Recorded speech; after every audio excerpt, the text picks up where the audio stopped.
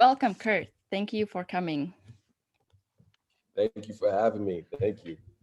Can you give a little introduction of who you are and what you do before we get into conversation?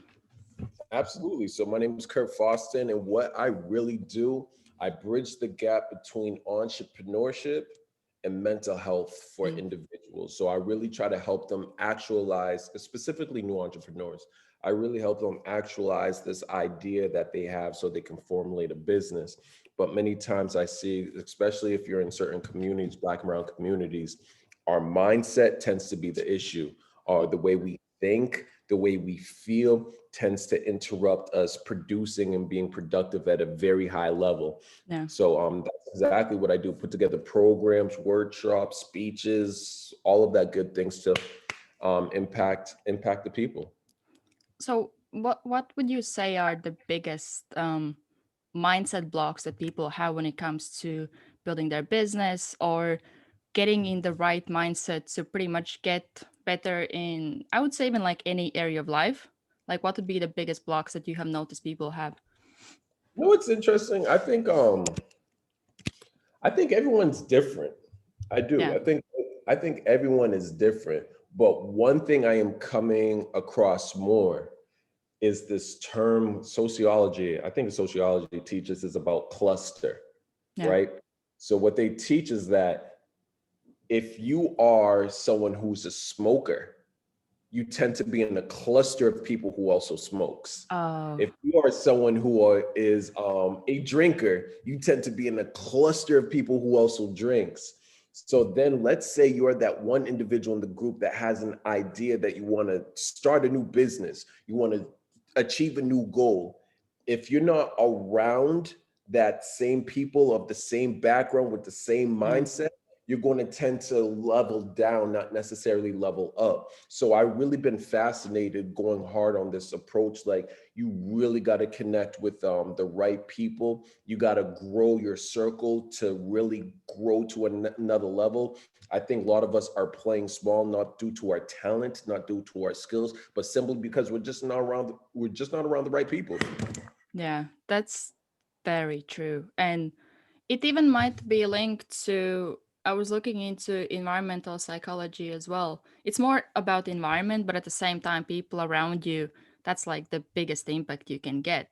Um, and one thing I want to ask about changing your, because usually first thing is to become aware that actually my social circle is not affecting me well, and then the second one would be to start to change it. How do you set boundaries with people? Because at, up to that point you have built certain expectations from other people that they expect you to be certain way, and now when Mhm. you start to kind of get off from that route that you were before, how do you build that, like these boundaries where you don't maybe get that affected by other people, because it's hard to start to shift towards your self development. Yeah, so that's when I would challenge us, right? I would challenge us in a couple of ways. When we talk about friendships, it's usually broken down to three different ways. So you are friends with people for reasons. They say you friends for people for a reason, friend for people for a season, and friend for people for a lifetime. Many times, if you change the reason of why you were with him or her are friends, the whole entire friendship changed. For example, if you're around a cluster of people who drink all the time and you're like, you know what, I want to give up drinking. If they stop messing around with you, you realize the only link between your friendship has to do with alcohol versus Yeah. the idea of identity of who you are and the characteristics that you display. You Yeah. feel what I'm saying? Sometimes we're friends with people for a season of our life. Like that season could be you're in the same job, right? You're in the Yeah. same job. Everything going well. You guys are best friends because you have a season of life where you're working with this employer and they have that similar. They're in the similar employment. Yeah. But right when that changes, you're no longer friends. You Yeah. get what I mean? That's what we have to just understand. Friendships come and go. Friendships do have a life cycle. Some of them are lifelong, some of them are only 6 months long, Yeah. and be okay with letting go to actually receive more blessings in life. I think what you just mentioned, I was about to ask you about letting go, because a lot of times when you build these relationships, even if they are just seasonal, you still get some attachment towards them, whether they are good or bad, toxic or not, but you still get this attachment. So what are good ways how to learn to let it go, those relationships? Acceptance is the first one, Mm, right? If we can't accept the idea that we're letting go of the old to receive the new, then how we ever going to let go? I think also like I had to let go of a couple of relationships in 2020 and 2021, right? And being able to fall in love, I'm more in love with the person I am and am becoming versus the person I was. mm, So because I'm so much in love with this individual who I'm growing to be, and I understand that certain relationships cannot support it, unfortunately, it pains me. It hurts. I'm yeah. not taking that away, but I got to fall in love a little bit more with who I'm becoming versus the person I was. So that means I'm going to have to grow the circles I'm around as well. I think what you said about that, letting go, another thing is that I was reading about, let's say, when you live, let's say in a marriage, the longer you live with somebody, the more you become like one. So, in a way, when you lose them, it's like part of you is gone. So, Right. that's another thing where you even might identify yourself as these, like, have being with this person, these experiences and things like that. So, in a way, when you let go, you actually have to learn, which is another thing that you said, to let go your past and let go a part of your identity, which is really hard because sometimes we don't even know who we are without this, like, people around us. So how would you approach that, like, acceptance? I think the acceptance comes like I don't think acceptance I don't think anything in life is just a singular event, right? Yeah. So many times we might look to say, aha, I came to arrive to this moment of acceptance. No, it's a process. Mhm. It's a process that anytime that you grow, understanding how our brain works, our brain doesn't like new. Our brain Yeah. likes to be comfortable. Our brain doesn't like to stretch. Like it just loves to run on a subconscious autopilot. It loves that. So if we're growing to a new level in space, that means your thoughts might be attacking you. And if you're uncomfortable with your thoughts screaming at you, why are you doing this? Why this? You're making a mistake. If you're uncomfortable with that initial thoughts in the beginning, then you're going to run into issues. If you don't develop self-care practices that help separates your identity from what you are thinking and realize that you're not your thoughts, then you might struggle with this as well. Because we have to come to terms, like I wish they taught this in school. The most powerful thing I ever learned is that my brain is a body part, right? I Oh am yeah. not my brain. You get what I mean? I'm Yeah. not my hand. I'm not my feet. I'm a soul. You get there's a Yeah. difference in that. So if my thoughts are thinking something, I have the right to say yes or no. And a lot of times what we think is just programmed based off our experiences, based off our environment, based off the people that we're clustered around. So Yeah. to grow and expand our thoughts allows you to grow and expand your life. So that's why it's imperative that we grow to another levels.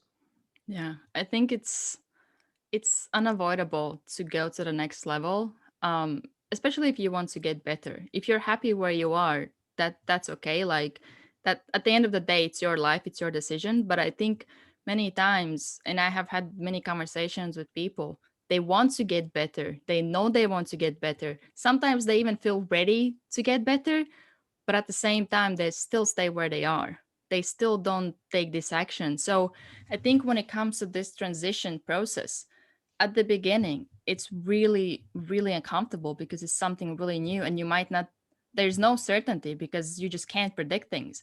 um so how can somebody go through this, like, transition process, or how they should approach that, like, mentally, where it's not getting in their way and they actually keep going despite having these thoughts that come in their head about you're making the wrong decision, or even like people from the side that might tell you that, well, why you're doing this. That's why we got to expand it, right? Yeah. If we think of any iconic figure that we love or we celebrate now, any iconic figure went against the grain, right? Yeah. Anyone who was iconic and revered as some type of hero or legend, they went against the grain. They went against the mold.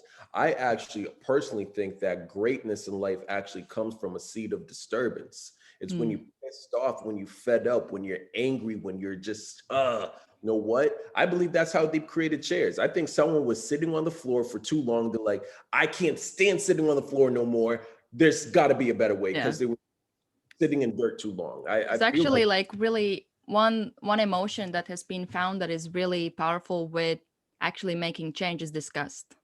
When you, yeah, let's say, when you look in the mirror and you're like, I'm disgusted, that's when you will start to make change.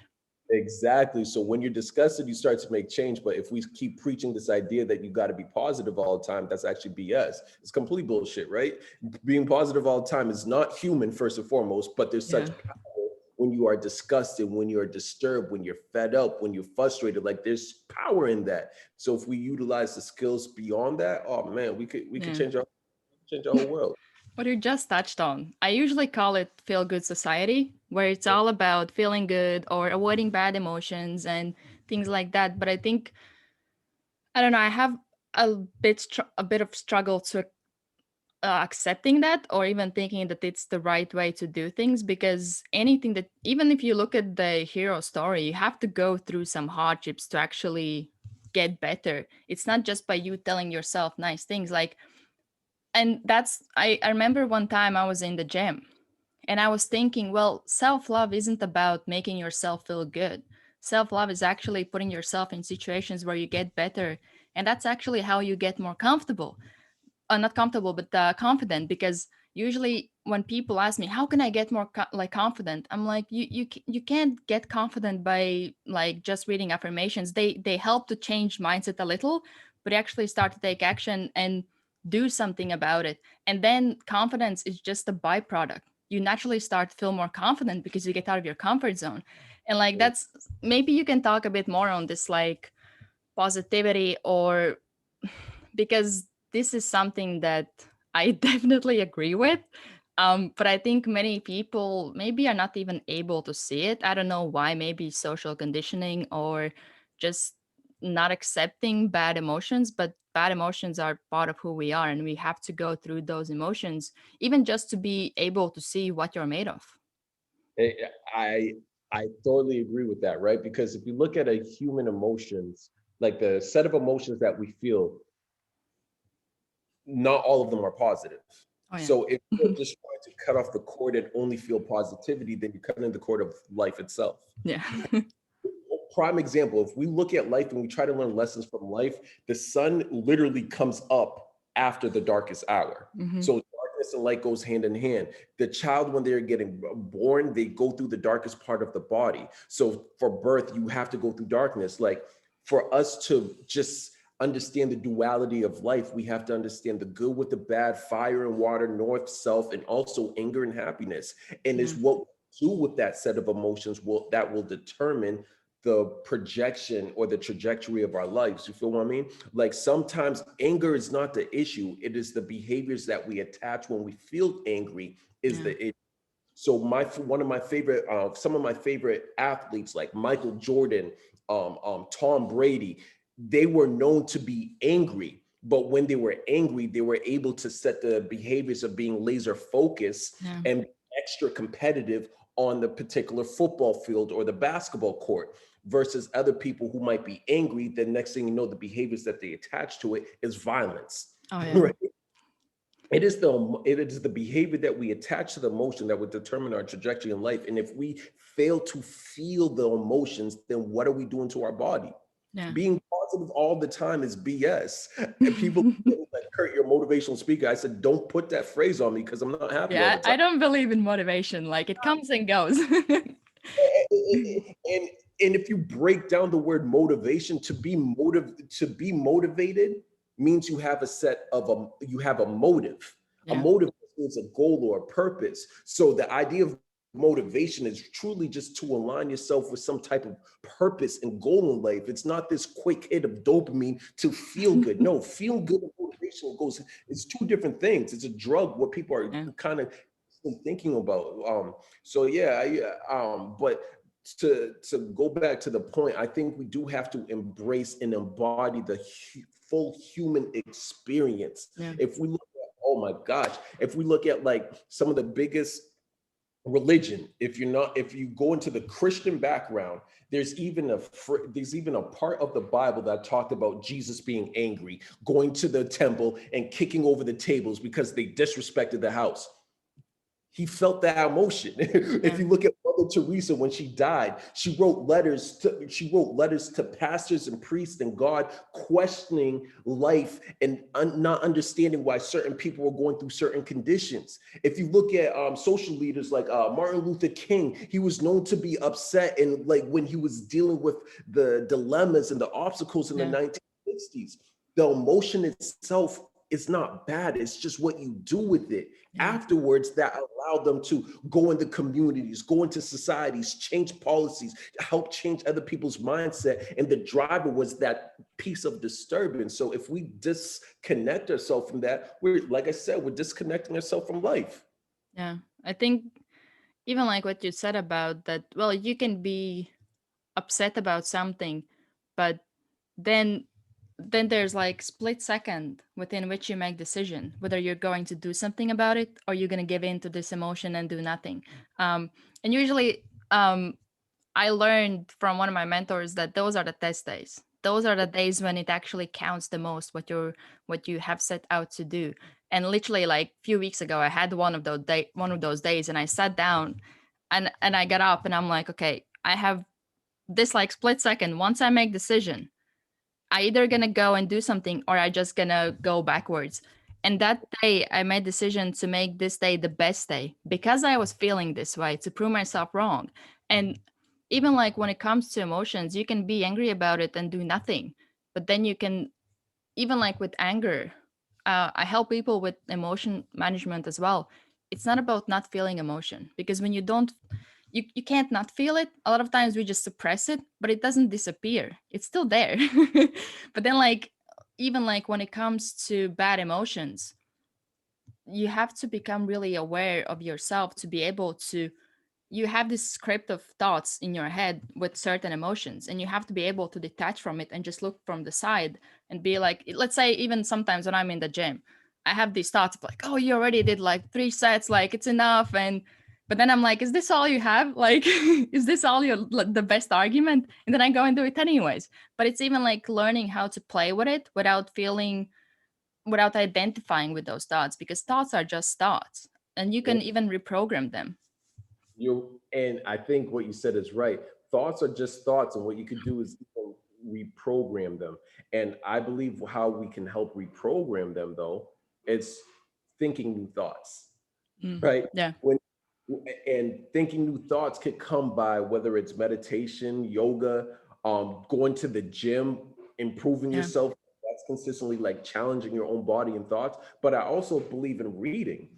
Oh Like when yeah. you're read new books, whether it's a fictional book or a self-help style book, personal growth type of book, or read someone's biography that you admire, like it helps challenge your thoughts. Yeah. I think one of the most underutilized skills that everybody is born with is an imagination, right? Oh, I think education is limited in ways because we can only think to a certain level, but imagination could take me so many different places. And something that can help spark imagination is just listening and reading to someone else's story, yeah. right? Imagination can bring you in places that you never been. They says that's the cheapest way to take a vacation. Just sit there and tap into your imagination and then think of where else you could grow into, or who you could be, or a different life you can experience, and embody that emotion that comes with it. I think that can change your whole entire life. Yeah, I think imagination is something that I had a guest that is engineer and artist at the same time. So he has been in logic and art world, and we were talking about how important it is to be creative or just explore your like creativity. And most of the times people are like, well, I don't have time for that. But even like when you read and you get ideas, you collect them and you create your own idea. And that's where like, even like, usually when I read, let's say if I haven't read for a while, I just feel how my brain is slowed down. Like I my thoughts are not coming, or I just feel really slow. But then when I start to read, the more I read, the more my brain starts to work and I'm able to see connected dots, and I get like a lot of ideas and even like get more energetic. But like one thing that I also wanted to touch on that you mentioned a bit was manifestation. Mhm. So how would you explain how manifestation works? So I find my manifestation. It feels like there's a new um, trend with manifestation, right? I don't know. I feel like I'm seeing it a lot more. I feel like a lot of people are talking about it a little bit lately. But if you think about it, it's like clearing. It's like clearing your mind, having an idea that you're trying to manifest, where you're trying to bring forth into reality, right? Yeah. You're trying to bring forth or birth this different thought or an idea or an objective that you feel in your mind and bring it into reality. But I think what happens in terms of manifestation is that we think we can think our way to success or think our way to an objective. If these thoughts are not leading to a set of behaviors that are aligned with it, then nothing's going to happen, Yeah. right? We have to, thinking is the first part, feeling is the next part, changing your behaviors to align with that goal is the other part, Yeah. putting yourself in the environment is another part, and consistency is also another part as Yeah. well. I think I've seen a lot of people try to manifest today and they get disappointed tomorrow. It's like, what the hell? Where's the determination? Where's the will? Where's the grit? Like, I just don't get it. I think it's mainly the way I would see it is mainly because of the instant gratification that we live in. If you want Yeah. something, you can get it now. And if you want something to deliver, you can get it now. If you want to watch a movie, you can get it now. But then we think like, well, if I want to achieve this or that, I can get it now. Well, it doesn't work that way. Like I think that's where comes in patience. And that's one thing that I heard. I'm listening a lot to Andy Frisella, and he said that one person that was teaching him guitar was telling he was asking how he was telling him that you're not patient. He's like, I know. How can I get more patient? He's like, well, you have to do things that actually require patience. That's how you practice patience. That do things that require patience. And I always like to look at famous people or even look at life. Everything that is of value takes time. Yeah. Anything that's of value, it just takes more time. And a lot of people are big dreamers, so big dreams might take a little bit more time, and that's Yeah. okay. And I think the key part is making sure that you're preparing yourself for that blessing you're looking to achieve. How do you So, prepare yourself for that? all right, a prime example. All right, I could give a couple examples with this. Um, Go ahead. no, I really can. So I'm going to use an analogy. Let's say a man wants a girlfriend. Hmm. I want to get in a successful platonic relationship. I want the girl of my dreams. Cool. In the interim, he's talking to every single girl out there, um, not financially fit. Um, he's just being very promiscuous. Yeah. Then one day he finds the girl of his dreams. Is he going to be able to turn off that switch automatically? If you look at science, we are creatures of habit. Yeah. So because we're creatures of habit, even though he could have find the woman of his dreams, he's still going to habitually potentially like his body's going to be challenging himself, like saying, you're supposed to do this, or why aren't you doing that? I think like another thing is that for you to attract that person, you have to become somebody that that person will find attractive. There you go. There you go. So even if I'm looking to live this $1 million lifestyle, I can't always have a broke mentality. Yeah. You're right. I can't have a broke mentality. I just can't. I think like a great example of this is, did you know that the average lottery winner, they go bankrupt within 5 years? Like 3 to 5 years, they're already I bankrupt. thought it's less than 5. Yeah, see, it might even be less than five. Oh, it's like 3 to 5 years, they go Yeah. bankrupt. But the average millionaire goes bankrupt 3.5 times. Yeah. So get money, lose it, get money, lose it, get money, lose it, and they're back to being a millionaire because there's a different set of mentality, right? If you're poor and if you have a poor mentality and you come across millions of dollars, you're going to do poor things with that Yeah. millions of dollars. How do you get out of that like poor mentality if you have never experienced any kind of, let's say, financial abundance? That you just have no idea how it is, how it feels like. See, so that's where I think reading, I think networking, I think getting yourself in different rooms. That I've been someone that never had a mentor. And that I'm not saying that as something that's bragging. Yeah. I think that's not a good thing. If I had a mentor, I think I would be like 10 times further. But I never had a mentor. But because of YouTube, I have had several virtual mentors. Yeah. Right? I'm able to be I'm able to hear and be in rooms that I never would have been in based off where I'm from and things like that because of something as simple as YouTube. So now I Yeah. understand what financial literacy is huge. I don't know all of the steps in it. I'm not an expert in it, but trust me, I have reached out to multiple people to help me learn about financial literacy, Yeah. financial wealth management, getting stocks, getting crypto. What do I do with this and that? I'm Yeah. not an expert in it, but now just because of a Google search or a YouTube search, I'm able to now put that thought in my head and be like, all right, who can I connect with that's outside of my circle that can help me? Yeah. So that's just an example. I think we focus so much on the how versus the why and the what we're doing. Like I know I have a reason why I'm doing this. The how doesn't even matter. The how can switch up like 50, 55 different times. Yeah. It's okay. How we get there's multiple ways to get to a specific destination. Yeah. It's just why we're doing it. Allow that to drive us consistently. Yeah, I think that's for me it was really similar. Like I think I got into self-development when I was like 14 years old and I didn't have anybody to go to, so I just started reading books and I was reading like a lot. And then another thing is that learning to be okay with being alone, especially until you find some like-minded people, I think that takes a lot because even for me, it took me a while to find some people that I would talk to that I would actually feel like, oh, you get me. Like most of the time when I would talk to people, I would feel like and I'm really good at like communicating. I would explain everything where it's impossible for you not to understand, and they still wouldn't understand me. And I'm like, oh my gosh, but it was really like frustrating, but at the same time I think it's really important to learn to be alone in that like transition phase until you get to those people, or sometimes even until you get to that level where they actually want to spend time with you.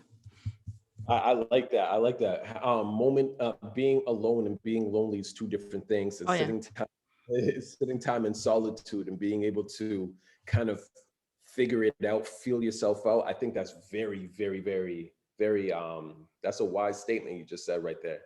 And I think another thing that I usually say is that there's difference between you being by yourself and with yourself, because you Mm, can be alone all the time but you're not really being with yourself. Might be doing something else and you're avoiding to be with yourself. But if you're with yourself, you actually are intentionally spending time with yourself. There's big mm. difference. I'm writing that down actually. Yeah, there's a difference between being by yourself and with yourself. That I Yeah, like and that. that's something that I even like realized a few weeks ago, because I've been like here in UK we have had like 3 lockdowns and all the time I have been alone.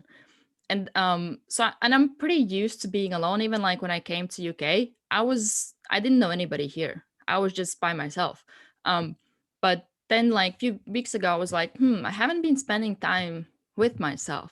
So I was like, okay, I will spend today with myself and I will do like whatever I want to do and just be with myself. And I think it's really important to build that relationship with yourself where you actually learn to love yourself, you learn to respect yourself, and you trust yourself, and you don't avoid it, because there's so many people that avoid being by themselves. I, So I many. seriously, I feel like you could make a whole TED talk around that. I really do. I'm like pro at being alone.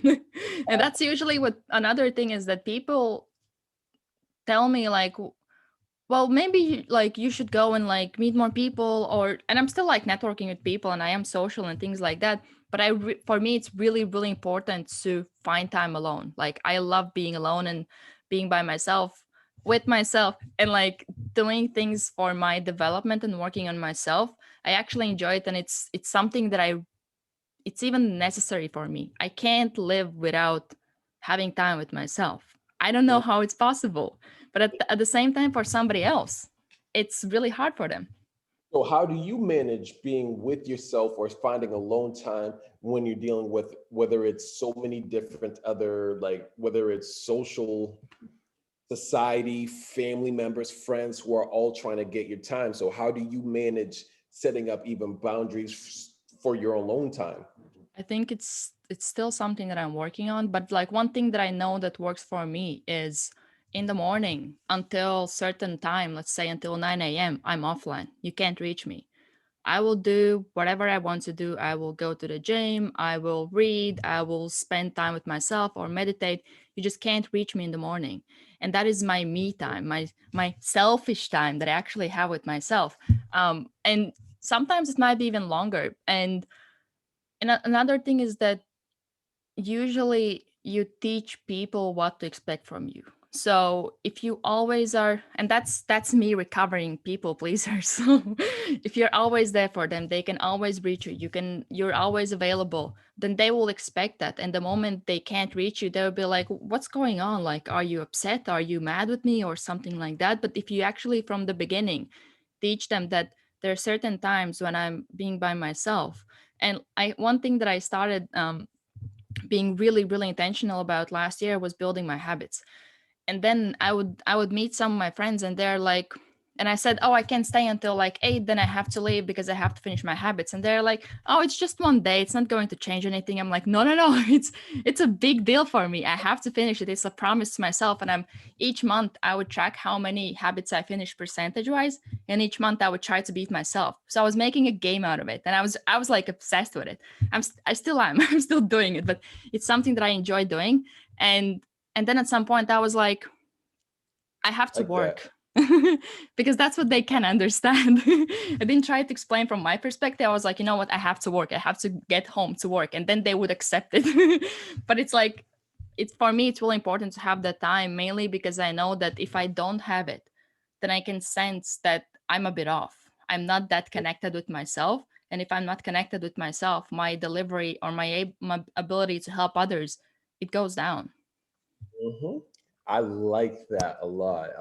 The fact being that you turned it and made it into a game, which Oh made yeah, that process a lot more fun, which allows you exactly. to enjoy it, which actually invokes more positive and more productive emotions. Yeah, yeah, that's amazing right there.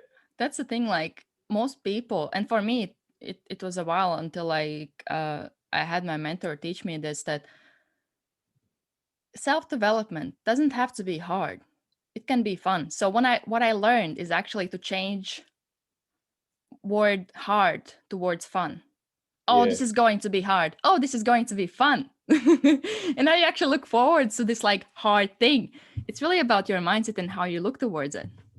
Reframing your mind is so essential because we have been taught that hard is bad, Yeah. no is give up, right? You can quit, like certain things like that. I absolutely agree with you that helping reframe your mind and understanding that no, hard could be a great thing. It could Yeah. be fun to challenge yourself and outgrow the person you were yesterday. So I love the way you put that. I think like another thing would be that I learned that to really help me, because most of the time I felt like people didn't understand me. One big lesson was to learn that it's okay if you don't understand me. I don't expect you to understand me. Especially like when you let's say when you start off with self-development, and the more you work on yourself, the bigger is the gap between you and people that you were around when you Mhm. started. And that's where at some point you might feel frustrated that they don't understand you, because you're like, this is amazing, I'm getting better, I'm moving ahead, you should do it too. And you're like, what do you mean you want me to get back to where I was? And I think that's really important at that point, to learn to be okay with them not understanding, that it's not an expectation from your side to be understood by them. You're right. You're right. I think that's actually a great point too. Oh, you're dropping some good gems. I like it. Well, that's usually when how I'm trying to approach the podcast, where we are like having conversations so we both get value out of it.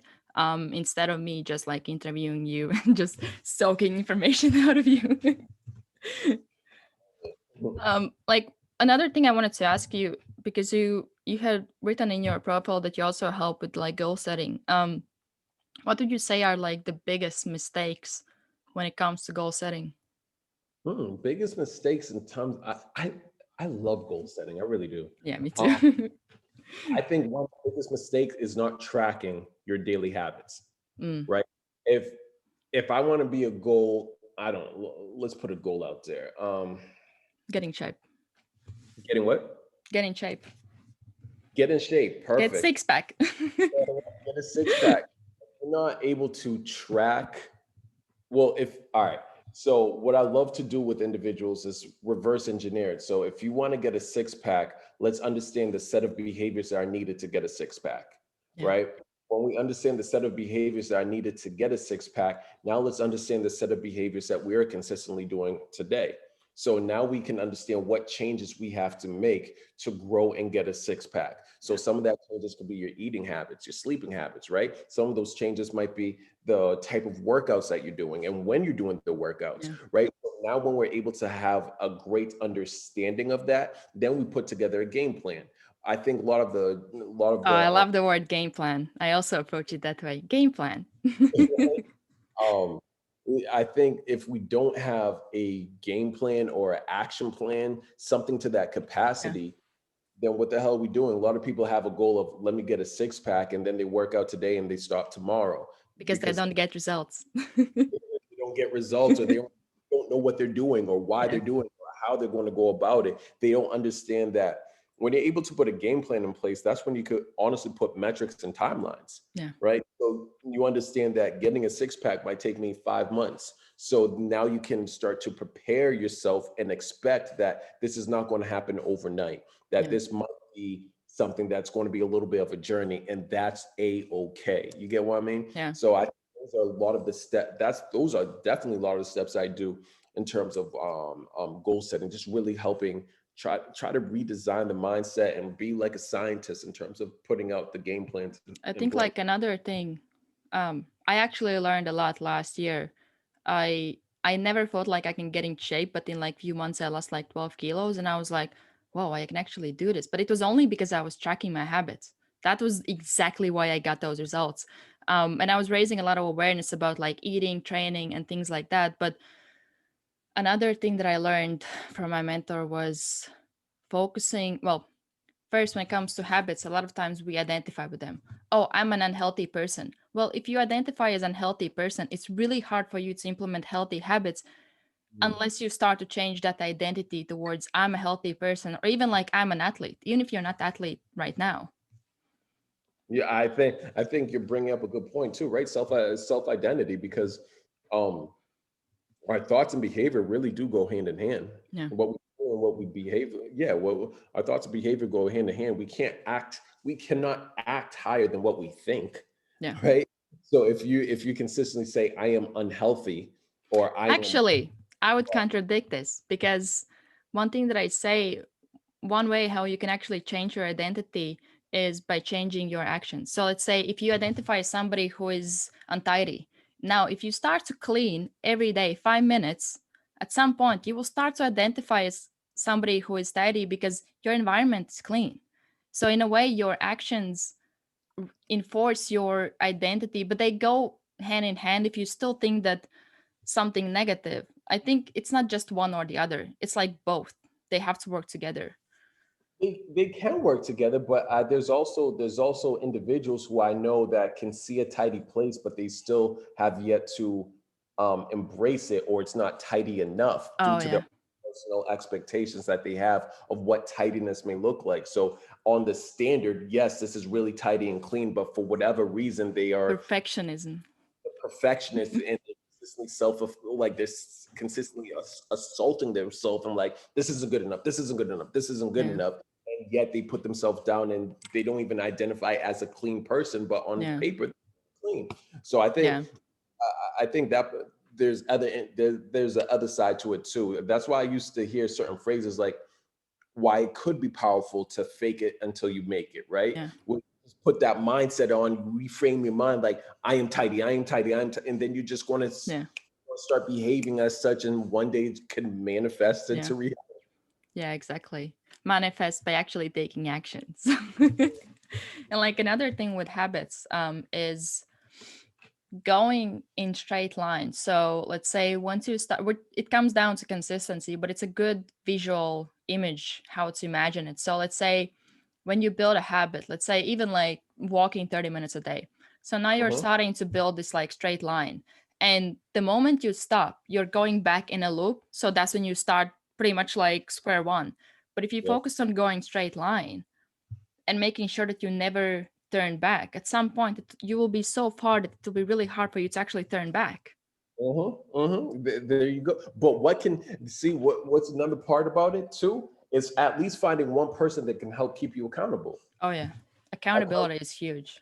yeah, accountability is huge. If we're talking about even working out is scientifically proven to be 3 to 5 times easier if you have a workout partner. Yeah. If you have a buddy, if you just have one person that can help keep you accountable, I mean, you're going to be able to take your results to another level just because you have somebody along that journey with you that's going to say, get your ass up, let's Yeah. go to one more rep, one more set. Like that just changes everything. Yeah. How, I think the next level to accountability is self accountability. Mm-hmm. That's like the next level. Which is hard. Like, how do you manage self accountability yourself? I think it's work in progress, and it really depends on the area of life.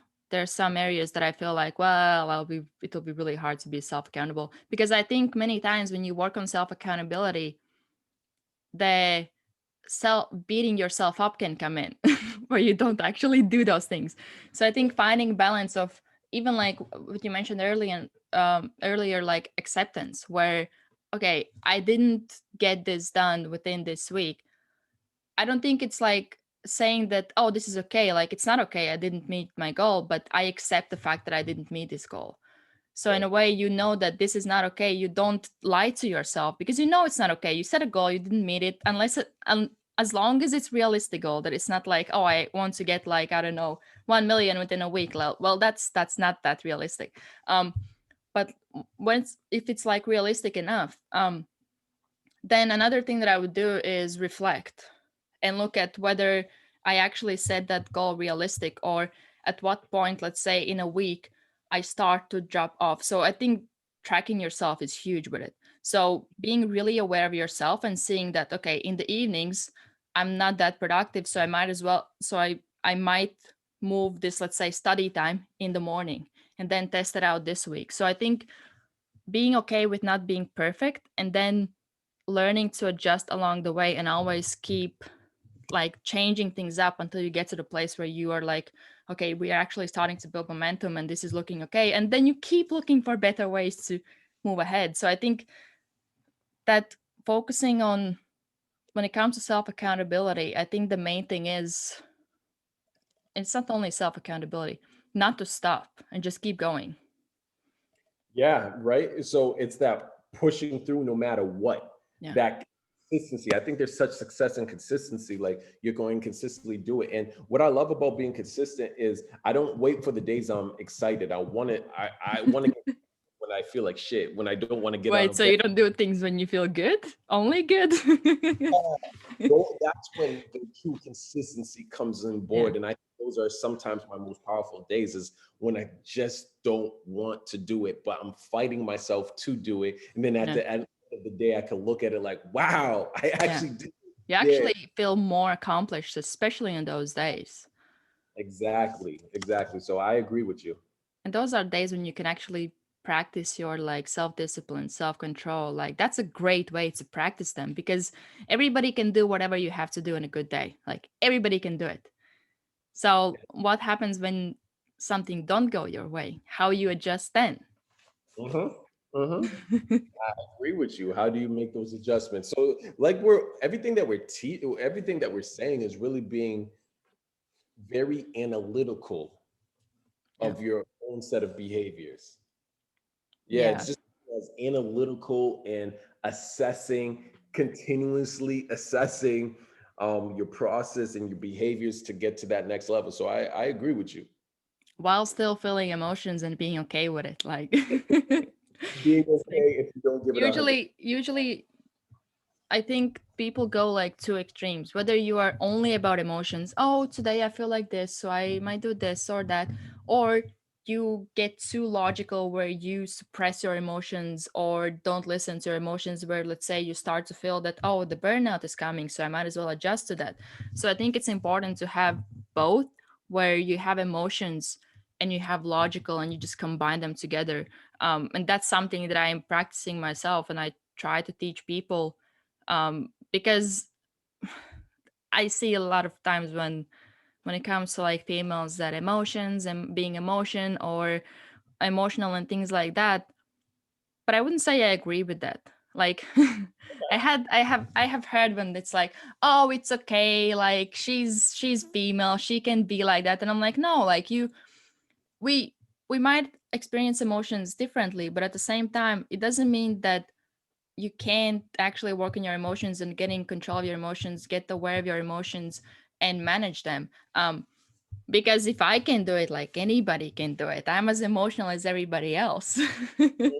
I think what you're saying is powerful, right? Because if we're looking at it, all right, one thing I always talk to, I used to run a couple men's group. What I find interesting when you look at the data and statistics, and you use this word a lot, where men die at an earlier age. Yeah. Men actually commit suicide 3 times more than women. Um, there's a lot of issues psychologically and emotionally when it comes to men, but men are taught at an early age that they can't express their emotions, Yeah. that vulnerability is a weakness. So to your point, as you just stated multiple times, when you have an emotion that you feel and you consistently suppress it, that suppression, from what I've experienced and what I've seen, when you suppress an emotion too long, that doesn't provide you clarity of who you are and Yeah. what you feel. When you don't have that clarity of who you are, what you feel, that suppression then eventually leads to depression.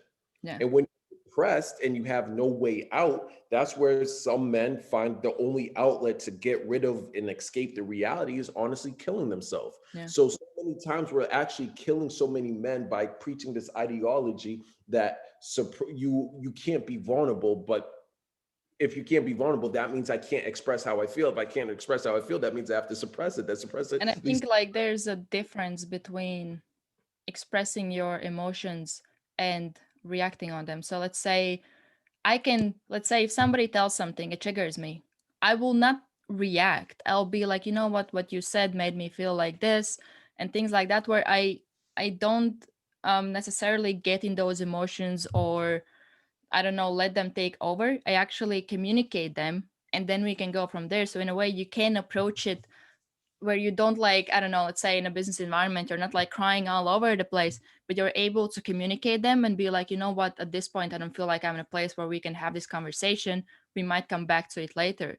So I Yeah. think it's you can still approach it where you feel emotions, but you don't, which is like I think another extreme to what you said when you suppress them, but something else is that you give in to them and always react. Whatever you feel, you just react. So I think that's usually what I have noticed that people associate with like females. And I'm like, well, the fact that somebody does haven't learned how to maybe manage their emotions doesn't mean that everybody's like this. And I have seen this with a lot of people, and some people tell like, oh, you're so cold, and I'm like, I'm not cold. Like I'm like really emotional person, but I have learned how to manage those emotions where I feel them, but I don't give into them or let them affect maybe certain things that I do or don't do. Yeah, yeah, I love that. I absolutely love that. See, this is a real powerful conversation Of here. course. I knew that it will be powerful the moment I wrote you.